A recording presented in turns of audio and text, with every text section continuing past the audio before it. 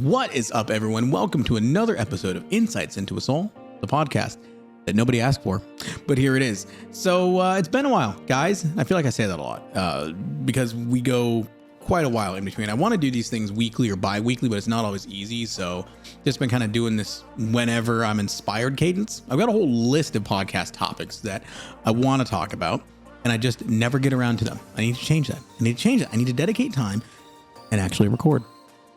But I've just been really inspired lately, really inspired. Something's been on my heart. Started really digging back into leadership and learning and educating myself and growing again, and listening to John Maxwell podcasts and stuff like that. And my Instagram feed also has just been flooded a lot lately with different things from Simon Sinek and these different leaders and thought leaders and people that are smart. And so, it's really been on my heart, and I just figured maybe it's time that we have a conversation about this because leadership has always been something that's been near and dear to my heart. It's been something that I've done for years. I say done, but I've focused on that. I've worked on developing and growing. I've had the opportunity to work under some great leaders in my time. 18 plus years, 19 years now in my career in the world of video. And I've had some great mentors and some great people to pour into me. And I've had the privilege of learning under John Maxwell and people around him. And then it's funny because 13 years later, that has come full circle again. And now John Maxwell is working with the organization that I'm a part of and starting to develop our leadership there. So it's oh man, I was able to be mentored by people that were learning from him 13 years ago. And here we are 13 years later, completely different state, industry, everything. And here we are back again with John Maxwell. So it's just this very unique opportunity. And it hit me. It's like, maybe there's something to this leadership stuff that I do.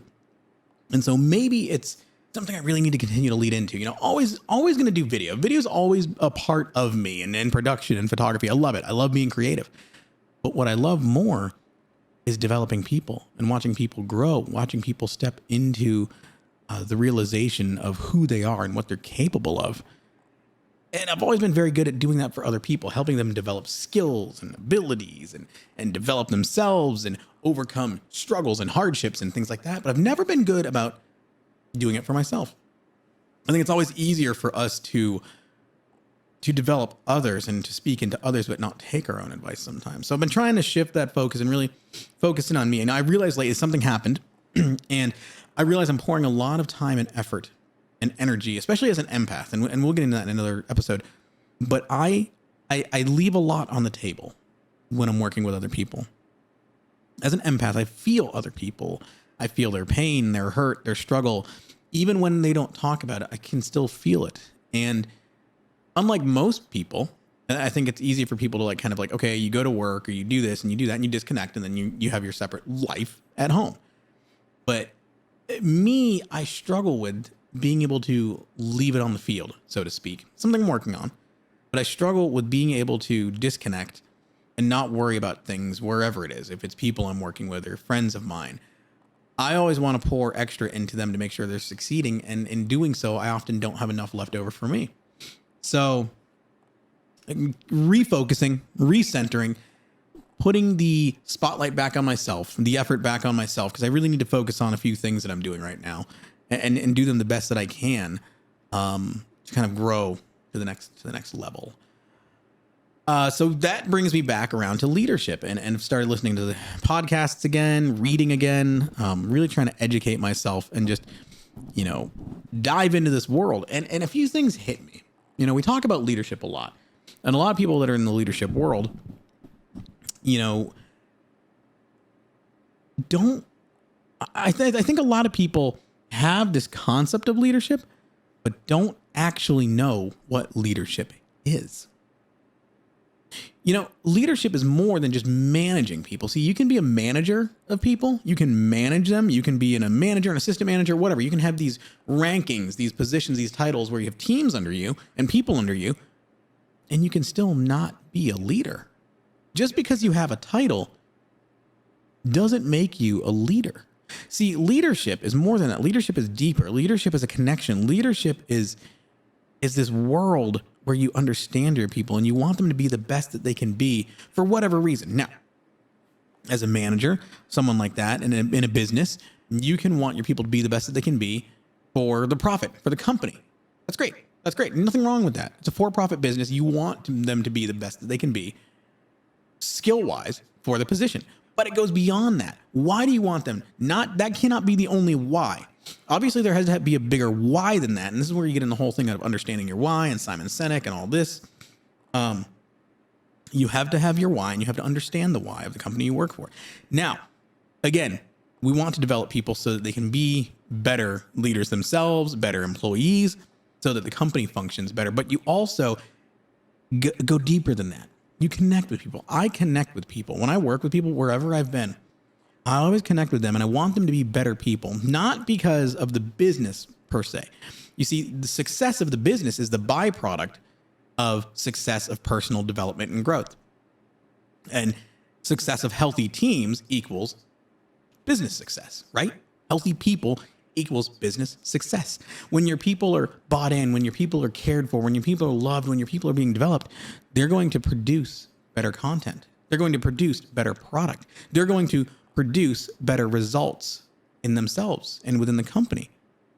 And it's not an ask at that point. It's just something they do. Why? Because they believe in the company, but they believe in you. They believe in you. They believe that you care about them beyond what they can give you. One of the places I worked before had a great saying. It was, we will never prostitute people for what they can produce. Basically saying, we will never work someone, overwork them, or exploit them because they're good at something. You might be good at video. We're not going to exploit you at video just to get videos out of you. You see, we want you to be a healthy, well-balanced person. And I think that's the thing a lot of leaders don't understand, is that just because you're a manager, you're not a leader. There's one thing at making sure tasks can get done. Check the check boxes. Great. But as you probably know, and you've probably experienced, you can check the check boxes off on your task list, and you can still feel empty inside. You can still feel lost, lonely. And after a while, you'll start to question what you're doing and why you're doing it. Why the heck am I still here? Why am I still doing this? And when people in your organization, when people on your team start to question why they're there, or feel like they're forgotten or left out, you've got a fundamental problem with leadership. And now leadership is in layers. You know, you can have someone that's at the top of an organization that's a great leader, that's got a great vision, that's got a great drive, that's got great ideas and great plans, and they're developing their people. But the thing is, you can hit roadblocks in leadership. So you can have a person who's the head of a company, and maybe their team immediately under them, they get it, they get the vision. But then oftentimes where there's a lot of breakdowns in these leadership structures are in middle management. If you look at companies, you'll see this. You'll see this over the years, and bigger organizations especially, because you get to a point where most businesses are about productivity and profit. So people become locked in, well, we need to hit these certain numbers, so we're going to do everything we need to do to hit those numbers, whether it's more hours, whether it's more workload on the people, stress increasing, all that stuff. If we're getting the results, it doesn't matter. All they look at is the numbers, and people become numbers to them, and products and items that they can use and exploit to look good on paper. Because at the end of the day, some people are just worried about how things look on paper. They forget that there's people behind those numbers, behind that product. And so that's when in middle management, this happens a lot, because it becomes numbers driven. So the vision and the heart, especially if you're in an organization where the culture is not a culture of growth and development, or that culture starts to get lost, and that will happen. So I've seen this in retail, especially in a lot of different places. Maybe the leaders of the company have a great vision, but the people under them, the managers, the management, the supervisors, they're not replicating that down. And so, you know, just because you're put in a position of management, just because you're put in a position over people, doesn't mean you're a good leader. Some people get positions, they're great people, and they're very qualified at their role, and they're great in the organization and the management of teams, of projects, of people in that respect, but they're not good leaders. And then also you have some people that are great leaders. Well, let me back up. When I say they're not great leaders, what is leadership, right? Let's look at that, because I think you can also be a good leader and not be a great manager. Some leaders just aren't good at managing. It's not their skill set. They're the people developers. And that's where we get into leadership. Okay. Leadership to me is people development, people cultivating, nurturing. You're able to connect and identify with individuals. You connect with people. You have a desire and a passion to connect with people. And then you learn about people. You connect with them in ways that other people don't naturally connect with them. Now, let me also say this. I think that everyone is a leader to some extent. Okay. Everyone is a leader to some extent. No matter what position you're in, somebody's always going to be looking up to you for advice, for, how to do their job, even just if it's replicating you. Somebody's eyes are always going to be on you. So maybe you're at the bottom, but if there's somebody new that starts, they're going to be looking up to you. You're the senior person there. They're going to look to you for, how is this company run? How should I do my job? What should I do? How should I act? So you then inherit this leadership element, whether you want to or not. Now, that's still not in-depth leadership, because then you have different levels of leadership. You have people who are good at developing individuals one-on-one. You have people that are good at team dynamics and developing teams. Then you have people that are good at developing organizations and this big nebulous look at things. But one thing that all good leaders have in common, they desire to connect with people. We look at the greatest leaders, and whether it's connecting people with a product, connecting people with each other, they want to connect with people. Ever since I was little, and John Maxwell's one of his last podcasts, it was I can't remember the name of it. I'm going to have to look it up now.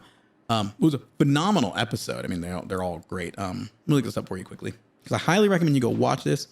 The episode is called How I Learned to Connect with People. It's 2 parts. And in this episode, Maxwell talks about how even as he was a kid, he knew he wanted to connect with people. He knew that he connected with people wherever he was. Grade school, he connected with students, teachers. It was a natural thing. It was a natural draw. People were drawn to him. He was drawn to them. Now, how that manifested itself or what that meant, he didn't figure out until later in life. And for him, I think he was saying it wasn't until he was much later in his years where he really started to develop that connection and the understanding of it. But for me, this is a big thing, because that resonates with me. I have always connected with people. People have always been drawn to me. I've always been drawn to them. No matter what, I love connecting with people, and I always want to see the best in people. And I'm one of those people that I'm very much I trust you until you give me a reason not to trust you. Whereas some people are, I don't trust you until you prove yourself to me, which is a tough way to live. It's a very bad way to live. If you, obviously be cautious of people, at the same time, don't defeat them before they've had a chance to try. It's a huge thing. Well, I see a lot of people do that. A lot of managers do that. A lot of managers and people who call themselves leaders fall into this trap of, well, prove it. Prove yourself to me. Well, I'm already here. You hired me, so obviously I have the skill. Why am I having to prove myself to you? No, the conversation should be, you're here. We believe in you. Let us help you grow and get to the next level. And I think that's the biggest challenge that I see in so many organizations. And I have friends who work at different companies and talk about this, who have this passion for leadership as well and passion for people. And that's one of the biggest things that we see is that these organizations, you have people who are leaders who don't connect with their people. They might connect with them on a friend level, and they're friends, they're buddies. They get along with them. That's great. It's great. They're liked by the people. But there's a difference between being liked by your staff and being respected by your staff and by the people under you. You can be liked by them and they think, hey, this person, great individual, love them. They're the type of person I would definitely love to get a beer with after work. But then there's this level of respect where as soon as that person turns their back, they're like, I don't know if I trust this person, or man, they're a great guy or they're a great girl, but I don't feel like they're the best leader. Like they're not causing me to move forward. They're not pushing me to move forward. They're not investing in me or getting to know me and bringing out the best in me. Okay, so let's talk about this now. It's very important for you to know yourself. So that's something I've been working on. is introspection, learning about myself, developing myself, my skills, my abilities, knowing who I am, knowing what I want, knowing what I'm capable of, identifying areas where I'm weak and where I want to get stronger, identifying my strengths and how I can improve them and how I can utilize them. But again, being able to say, hey, I'm not there yet. I haven't made it. There's a lot of growth for me to still do. I've been in my role for 19 years. I'm still learning every day, every week, something new, learning how to do something better, learning a new way to do things, learning a new technique or a new method. And it's the same way with people. No two people are exactly alike. So you're always going to be learning something different and unique about them. And then some small thing or something that happened in their life is going to cause them to act differently or react differently in these triggers and these things. And I think that's what I love about it is like, it's like a puzzle. You get to know people and you understand them. And once you understand them, there's something beautiful about understanding a person and knowing them and being able to help them, being able to develop them, being able to work with them. So it's important that we know ourselves, right? It's important that we know what makes us tick, what drives us, what our passions are, what our desires are, what our shortcomings are, what our pitfalls are. And it's important for us to develop that, to know that, and to understand that, because that's how we connect better with other people. And it's also how we do our jobs better. But it's also important as a leader to be able to identify that in others and to help them develop that and bring that out more and more. See, I see a lot of managers, and I have some friends that work at some companies and organizations where their manager or the person over them will force them into a role or push them to grow into something that they don't really want to grow into.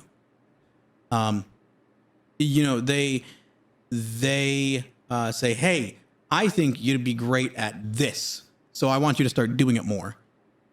But not having the conversation of, is this your passion? Is this a desire? Two things. Okay, two things actually. One, they haven't gotten to know the person well enough to know whether or not that actually is something that that person has a passion or desire for. And two, they haven't maybe identified that role, that thing. They have this idea in their head of what they think people should do versus what people want to do. Now, this is a fine line in a sense, because you can know someone and talk to them, and maybe you see it in them, and there is this underlying desire that they have where they're afraid of moving into something new. Let's say, I don't know, social media. All right. People want to develop their business, their brand, and the personal brand. I've been doing some personal brand work with people. They're afraid to make the jump into social media. One of my friends that I follow on social, she talks about people are afraid to be on video. But video is one of the biggest things right now for social, for Instagram, for TikTok, whatever it is. Videos of yourself and being on video. People are afraid to step into that. So you have someone that wants to grow, and encouraging them, understanding, helping them understand, hey, if they've identified this is an area I want to grow and I want to grow in social media, hey, maybe the best step for you is stepping into doing your own video content. And then you help develop them and push them into that. They might be uncomfortable at first, and they might be great at it. Some people are great on video, but they're afraid of it. You have to encourage them and help them, but you have to gain that trust. You haven't earned the trust with them to be able to push them into something that's uncomfortable.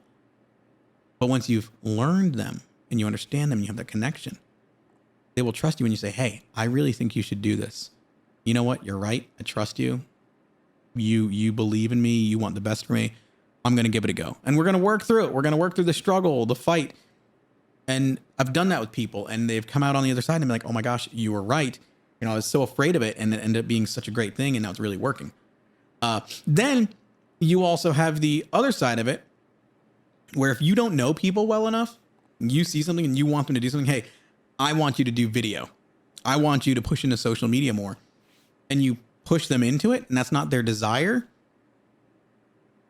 You're not going to get a good product. You're going to actually alienate them and push them further away from you, because that person is going to say to your face, cool, let's do this. I'm not sure about it, but let's do it. And they're going to do it because you're their boss, or you're, in charge, their supervisor. And so it's their task at work, and they do it. But at the end of the day, they're not going to be passionate about it, right? They're not going to want to do it. So the product is not going to be the best it can be. And they'll probably end up building resentment. They'll probably not be happy about it. You might push someone into social media And that person doesn't want to do that because they don't do social media themselves. It's not something they do. They don't even get on Instagram. They don't really have Facebook. Like, they don't use any of it. So you push them into this role that you think they should do, but you haven't identified that that's actually a strength of theirs. And so you have this possibility, this world where you push people into things that they're not meant to do. The thing is, if you really dig in with your team, if you really dig in with the people you work with and the people around you, you're going to identify what drives them, what's their passion, what makes their heart sing. And once you identify that and they trust you with that, then as their manager, as their leader, you can look for the opportunities to where you can push that. Hey, I know you have a passion for being on video. I know you have a passion for writing. I know you have a passion for whatever it is. We've talked about it. We've seen it, and you've struggled with getting into it, or maybe it's something you want to get into. Well, hey, in our business right now, we've got an opportunity where we can start to develop this. Maybe, you know what, you're a writer.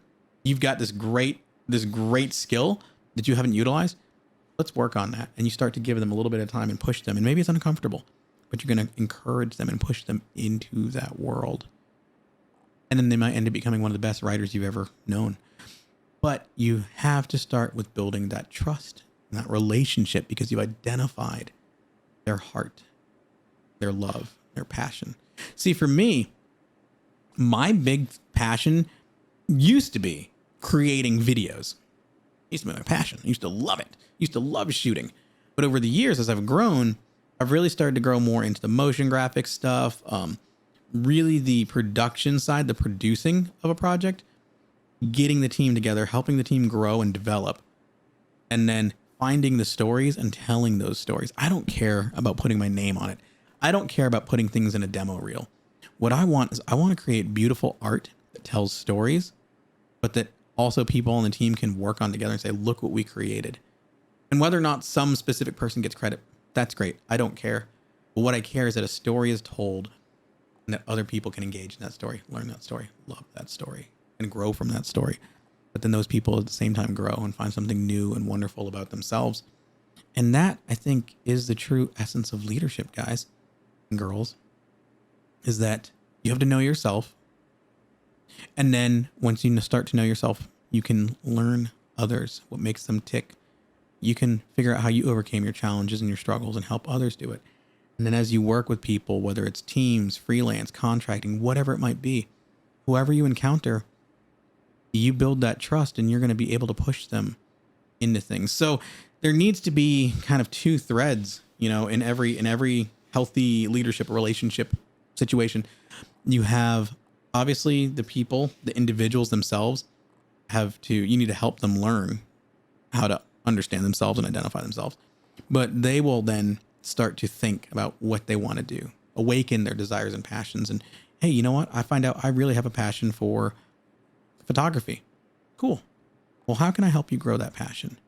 Then also there's that other side of it where you as the leader need to know your team, their strengths and their weaknesses, and find out if a weakness for them is actually something they just don't have a desire to do. Hey, you enjoy photography.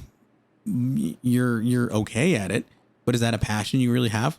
No, it's not. I enjoy it, but I don't want it to be my desire. Because very carefully, you can turn someone's passions and love into resentment, into hate, into something they never want to touch again. I've had that happen with a couple things over the years, that I loved something and I pushed so hard into it, or someone pushed me into it, that I ended up hating it. And I never wanted to do it again. And then it becomes a sore spot, it becomes a scar, it becomes pain. But good leaders, a good leader is going to identify, well, this person, they're good at photography, but it's not their passion.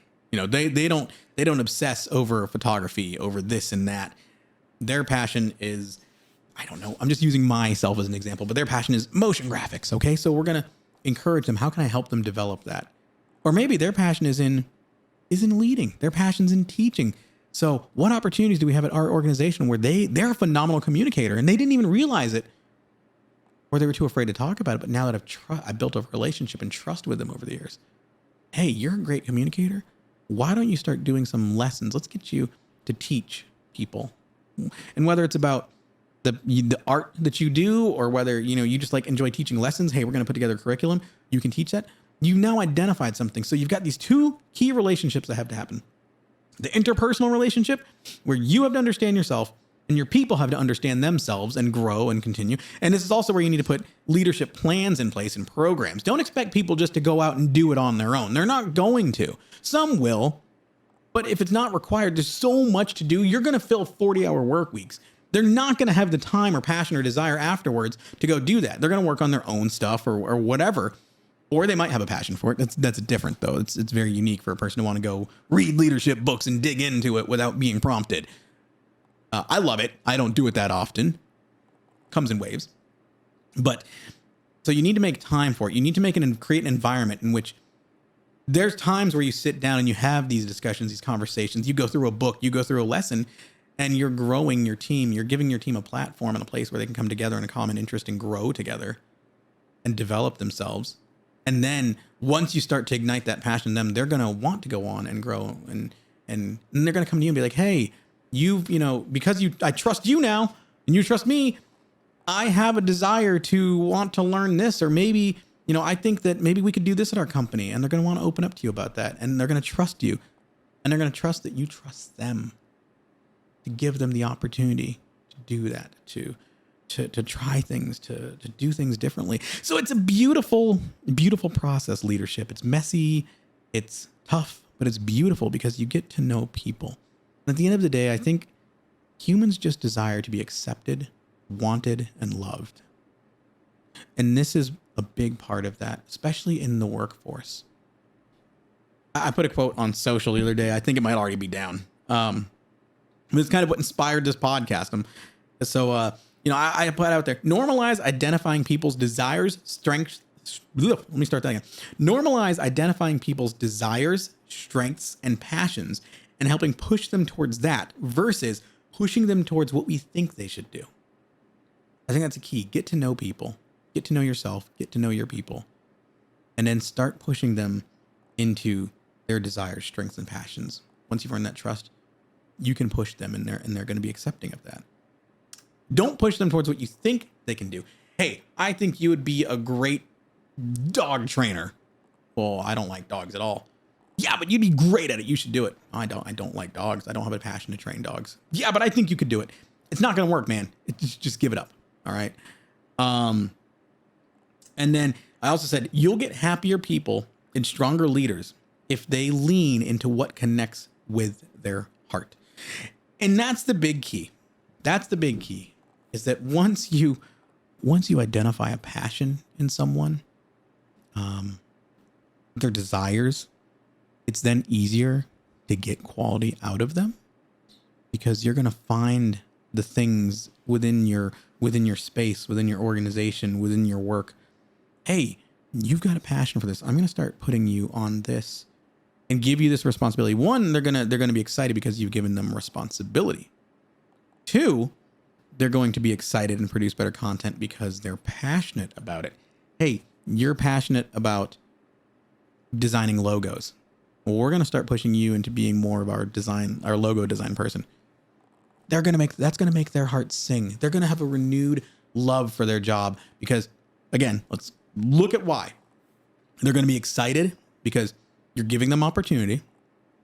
You're giving them an avenue to lean into their talents, their desires, the things that drive them.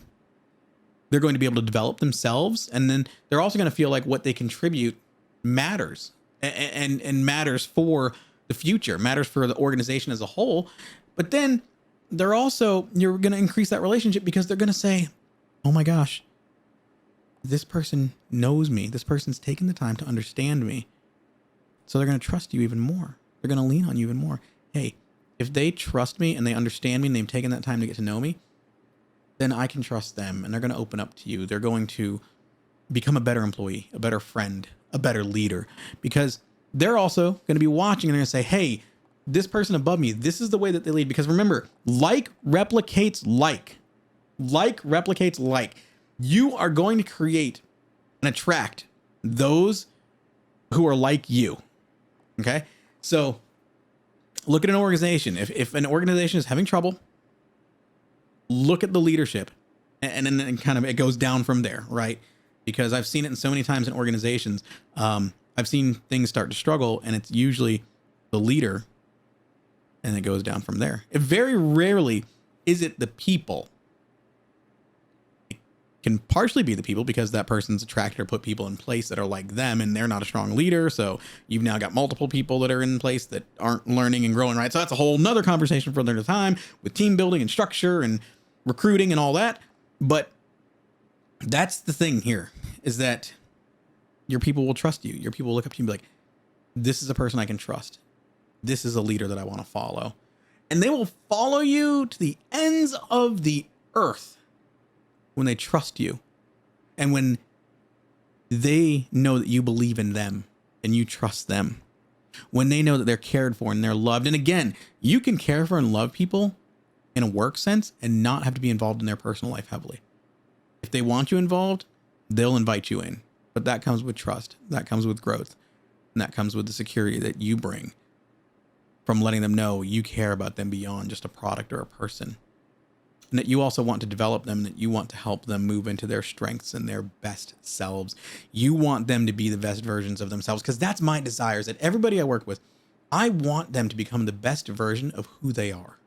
Whether it's someone I work with outside of work, at work, whatever it is. Anybody that I get to know and get in deep relationship with, I want them to become the best version of themselves. I want them to love themselves. I want them to love what they do. I want them to find their passions and become the best version of themselves. Because here's the thing I'm going to leave you with, guys. As a leader, your desire should always be for your people to excel past you. Your desire should always be to leave people better than you found them, but for them to grow beyond you. Because then you know you've succeeded as a leader, as a trainer, as a developer. You've made someone that's gone on to be more successful than you. I'm never afraid of someone doing better than me. Partially a lie. As a human, I fear that. I do fear that people are going to outperform me and outshine me. And then it's going to cause me to look like yesterday's dinner, old news, out of date, out of style. So I have to push myself to become more relevant and stay relevant, especially in video and stuff. But that's the human side of me. The human side, the worldly side, that side's afraid of being outdone. And I just don't want to be like discarded or forgotten. But beyond that, my desire really is for people to excel past me.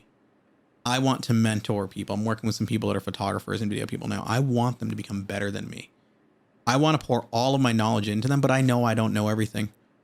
So it's only natural that if I pour everything I know into them and then they go off and they find other people that know more than me, they're going to grow and excel past me. And then they're going to go and create people that are better than them, people that are better than them, people better than them. It's an exponential increase. It's an exponential growth. The organization, the companies, the brands that I work with, the world will be a better place because we're constantly making people that are more educated, that are more loved, that are more skilled, and that are happier with themselves and with what they create.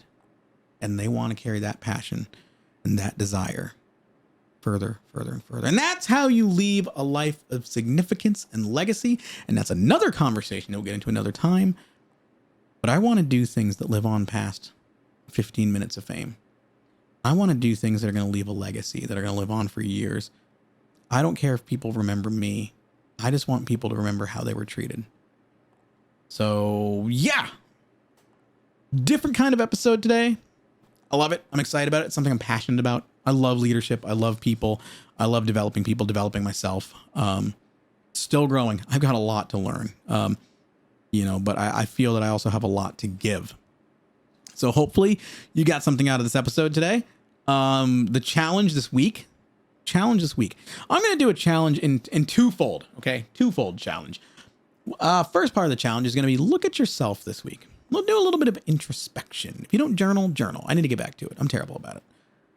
Do as I say. Don't do as I do. No, I'm going to start doing it again.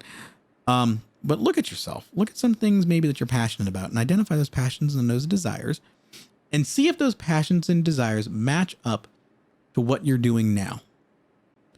Maybe you need to make some changes to lean more into your passions and your desires. It's scary. It's another episode for another time. But do some introspection. Look into yourself. Second part of the challenge. Look at your network. Look at those around you. And maybe you are a leader. So look at them and make sure you're leading people the way that they should be led.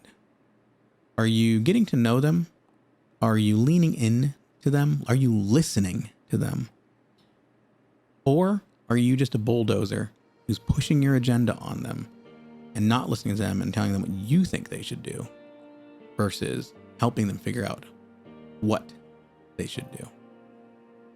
So yeah, a couple challenges for you guys this week. Obviously, positive episode. Continue to be better so that we can make others better. And in doing so, we're going to make this world better, and our organizations and our art and what we create and businesses and whatever it is. But yeah, thanks again for entertaining me. You have entertained another episode of Insights into a Soul. Guys, I promise I'm going to try to get more regular with this. Probably try to pull some clips for this, for social spots. If something stuck out to you, let me know. Leave a comment on Instagram, on YouTube, wherever you can comment. It's kind of weird. But send me an email, send me a message on Instagram, text me. Let me know if something stuck out to you or a thought that was like, oh my gosh, that's a great thought. I'm going to post this on Instagram and social, so you can leave a comment on the post. But yeah, thanks for hanging out. Thanks. It was a great talk. Another great conversation. I love talking to you guys. It helps me so much. It's therapy for me. This has been another episode of Insights into a Soul. Thank you guys so much for hanging out. Till next time, see you guys.